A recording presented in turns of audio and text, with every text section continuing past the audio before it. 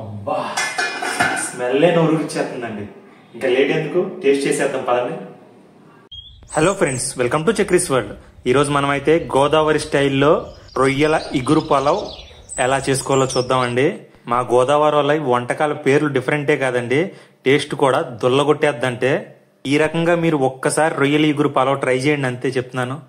మళ్ళీ మళ్ళీ చేసుకుని తింటారండి. దీనికోసం మనం మీడియం సైజు నుండి చిన్న సైజు రొయ్యల్ని కేజీ తీసుకుని పొట్టొలిపిస్తే హాఫ్ కేజీ అవుతాయండి. ఇవి నీట్ గా క్లీన్ చేసుకుని ఉప్పు పసుపు వేసుకుని గరిటె పట్టుకుని ఒకసారి అటు ఇటు తిప్పేసేసి, వాటర్ ఏం అవసరం లేదండి, ఈ రొయ్యల్లో నుంచే వాటర్ ఊరతాయి, దాంతోనే రొయ్యలు బాయిల్ అవుతూ ఉంటాయి. స్టవ్ వెలిగించేసుకుని మూత పెట్టేసుకోండి అండి. ఆ రొయ్యల్లో నుంచే వాటర్ ఊరి చిన్ని చిన్ని బుజ్జి బుజ్జి రొయ్యలు అలా ఉడుకుతా ఉంటూ పొగలు కక్కుతా ఉంటాయండి. ఇప్పుడు మనం లేట్ చేయకుండా 2 మీడియం సైజు ఉల్లిపాయలు 4 పచ్చిమిర్చి కట్ చేసుకుని, ఉల్లిపాయ ముక్కల సైజు బాక్సుల్లా చాలా చిన్న చిన్న ముక్కలు అయి ఉండాలండి. మగ్గిన తర్వాత మనకు అసలు ఉల్లిపాయ ముక్క కనపడకూడదు ఫ్రైలో అయితే.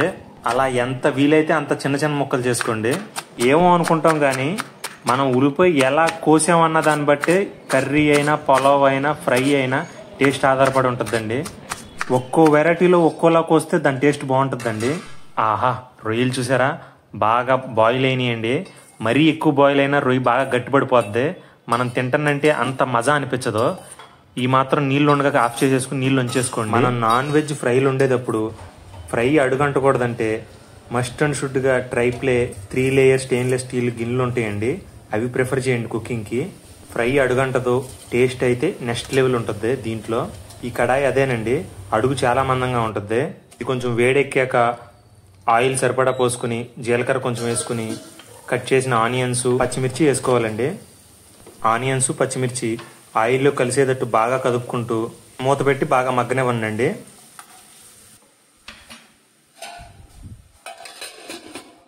వాటిని అలా మనశ్శాంతిగా మగ్గనిస్తూ ఈ గ్యాప్ లో ఖాళీగా ఉండడం ఎందుకు, రైస్ నానబెట్టేసుకుందాం. ప్రాన్స్ హాఫ్ కేజీ ఉన్నాయి కదా, రైస్ హాఫ్ కేజీ కంటే తక్కువ నానబెట్టుకుంటున్నాను నేను. అప్పుడైతేనే నేను ముద్దకి ఒక ప్రాన్స్ పీస్ ని ఆస్వాదించగలను.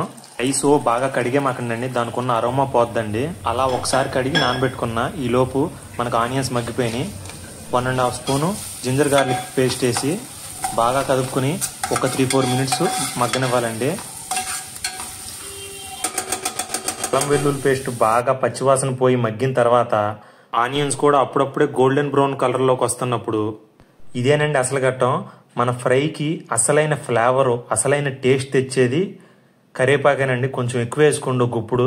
చాలా మంది కూరలో కరేపాకేగా ఏముందని తీసి పడేస్తారు, ఉంటే అంత లేకపోతే అంత అని.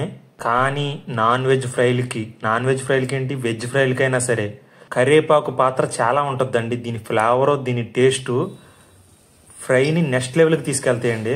కరివేపాకు బాగా ఏగిన తర్వాత మనం బాయిల్ చేసుకున్న ప్రాన్స్ని దీంట్లో వేసుకుంటామండి. ప్రాన్స్ వేసుకుని కదిపి పెట్టుకున్న తర్వాత మనం దీనికోసం ఒక స్పెషల్ గరం మసాలా రెడీ చేసుకోవాలి.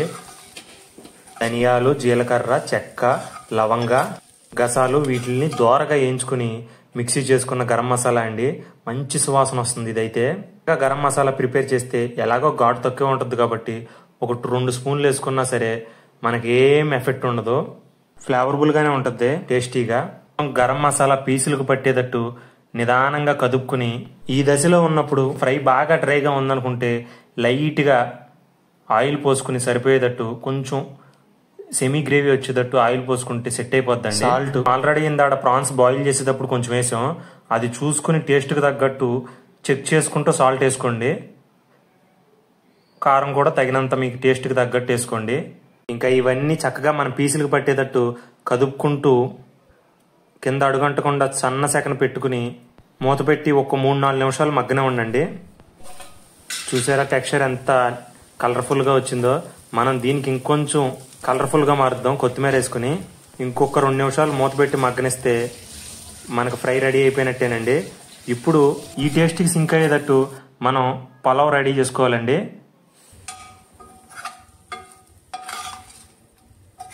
పలావ్ రైస్ ఎప్పుడు ఇరుకిరుకు గిన్నెల్లో వండితే అంత టేస్టీగా ఉండదండి. కొంచెం విశాలమైన గిన్నెలు తీసుకోండి, మందంగా ఉంటే అడుగంటకుండా చక్కగా చాలా బాగుంటుంది. నేనైతే పలావ్కి ఎప్పుడు అస్సలు నూనెనే తగలనివ్వనండి, మొత్తం నెయ్యితోనే.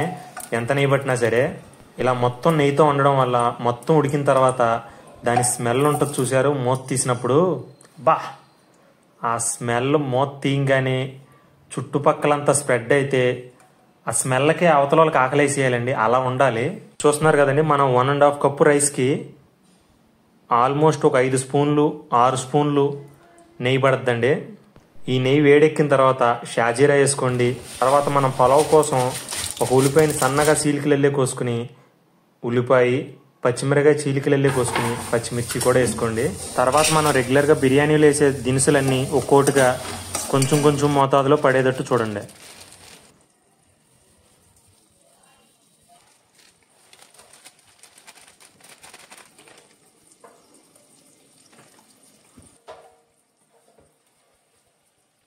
బిర్యానీ దినుసులు అన్నీ వేసేసుకున్నాం మర్చిపోకుండా అనుకుంటే అల్లం వెల్లుల్లి పేస్టు 1 స్పూనున్నర వేసుకోండి. ఇప్పుడు మన చూమంత్రకాలి కరేపాకు పుదీనా కూడా దీంట్లో ఎక్కువ వేసుకోండి, ఫ్లేవరబుల్గా ఉంటుంది.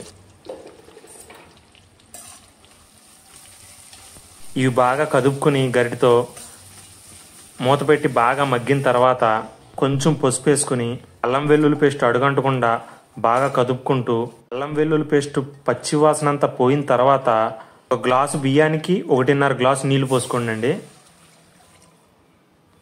సెక ఫుల్గా పెట్టుకుని తగినంత ఉప్పు చూసుకుంటూ వేసుకోండి అండి. మనకి బిర్యానీలో కానీ పలావ్స్లో కానీ వాటర్ ఎప్పుడు మనకు ఉప్పు సరిపోయిందా లేదా చూడాలంటే 2 డ్రాపులు నోట్లో వేసుకుంటే వాటర్ మనకి సముద్రం వాటర్ తగిలినట్టు అనిపించాలండి. అంత ఉప్పుగా అనిపించాలి. అలా ఉంటేనే మనకు రైస్లో పర్ఫెక్ట్గా సరిపోద్ది. ఇంకా నీళ్లు బాగా మరుగుతున్నప్పుడు మనం నానబెట్టుకున్న రైసు వేసేసుకోండి అండి. రైస్ వేసుకున్న తర్వాత ఒకసారి కదుపుకుని మూత పెట్టేసుకోండి. ఇంకా ఈ బాస్మతి రైస్ని పద్దాకా కదుపుతామంటే ముక్కలైపోద్దండి. చూసుకుని 1-2 సార్లు కదపాలంతే ఉడికేలోపు. మూత పెట్టుకుని బాగా మగ్గనిచ్చిన తర్వాత ఇప్పుడు మనకి ఎంతో నోరించిన పలావ్ రెడీ అయిపోయిందండి. అబ్బా స్మెల్లే నోరూరిచ్చేస్తుందండి. ఇంకా లేట్ ఎందుకు, టేస్ట్ చేసేద్దాం పదండి. చూసారండి రైస్ ఎలా పువ్వుల్లాగా విడిపోతుందో ప్లేట్లో పడంగానే. దాని అర్థం ఇంకా ఈ పలావ్కి ఏ లోటుపాట్లు జరగలేదన్నమాట. అన్ని పర్ఫెక్ట్గా పడిపోయినాయి అనమాట.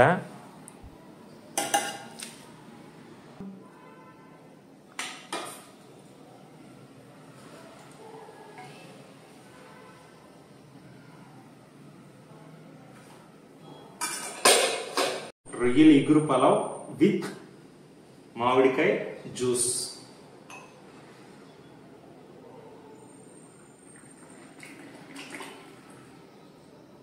సూపర్ కాంబినేషన్ అండి. టేస్ట్ చేద్దాం. ఇలా మనకు కావాల్సినవన్నీ ముందే పెట్టుకుని తింటా ఉంటే ఫీలే వేరు అసలు.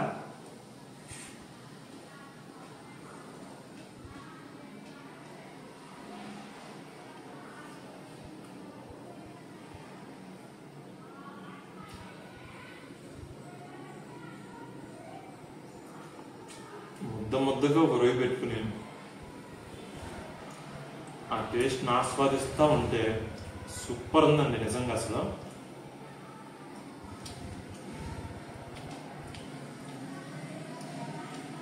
ముద్దకు రొయ్య కంపల్సరీ. అందుకే మనం ఫ్రై పీస్కి కావాల్సిన రొయ్యలు మీడియం సైజు నుండి ఇంకా చిన్న సైజు అయితేనే బాగుంటాయి. ఒక రొయ్య ఒక ముద్దకు పెట్టుకుంటే ఆస్వాదించవచ్చు. ఒక్కసారి మామిడికాయ జ్యూస్ టేస్ట్ చేద్దాం.